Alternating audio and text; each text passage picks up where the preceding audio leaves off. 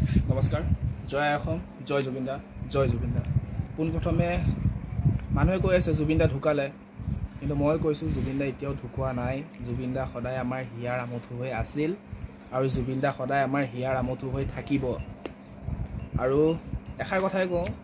জুবিন দা আমাৰ মাজত সদায় আছে আৰু সকলোৱে কৈ আছে যেনেকৈ নাই মই কৈছোঁ সকলোকে কৈছোঁ জুবিন দা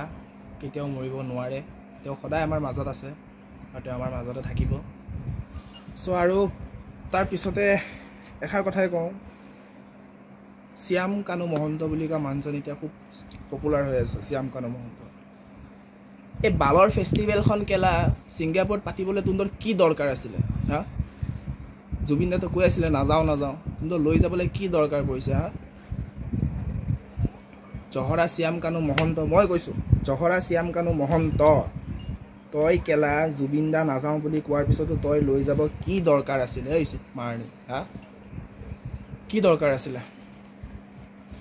আমাৰ এজন অসমত ক'ব গ'লে মূল্যৱান সম্পদ এজনেই আছে জুবিন দা ৰাইজ হয় না নহয় কওক অসমৰ মূল্যৱান সম্পদ বুলি ক'বলৈ এগৰাকী আছিলে জুবিন দা এগৰাকী আছিলে ডক্টৰ ভূপেন হাজৰিকা এগৰাকী আছিলে জুবিন দা তাৰপিছত আৰু অসমত তেনেকুৱা মূল্যৱান সম্পদ নাই আৰু কেতিয়াও জন্মও নহয় এখন অসমত হয়তো আমি নৰেন্দ্ৰ মোদী মৰিলেও ইমান দুখ প্ৰকাশ নকৰিলোঁ হয়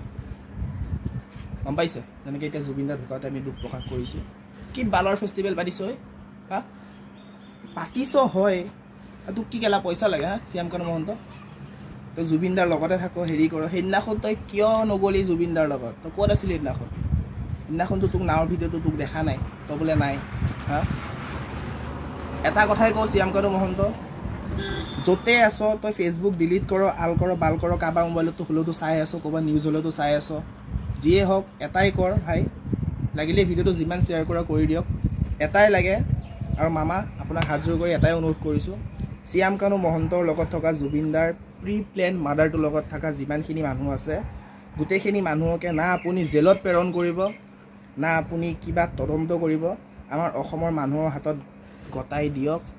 তাক ঘপিয়াই কাটিব লাগে তাক জ্বলাব লাগে আমি অসমৰ মানুহে কৰোঁ আৰু ভিডিঅ'টো যদি ভাল পাইছে শ্বেয়াৰ কৰি দিব লাইক কৰিব নকওঁ ফ'ল' কৰিবও নকওঁ যিমান পাৰে তিমান শ্বেয়াৰ কৰক আৰু যেতিয়ালৈকে জুবিন দাৰ গোটেইখিনি কেছ হেৰি নহয় ভালকৈ জুবিন দাৰ অন্তিম হেৰি নহয় তেতিয়ালৈকে অসম বন্ধ কৰি থাকক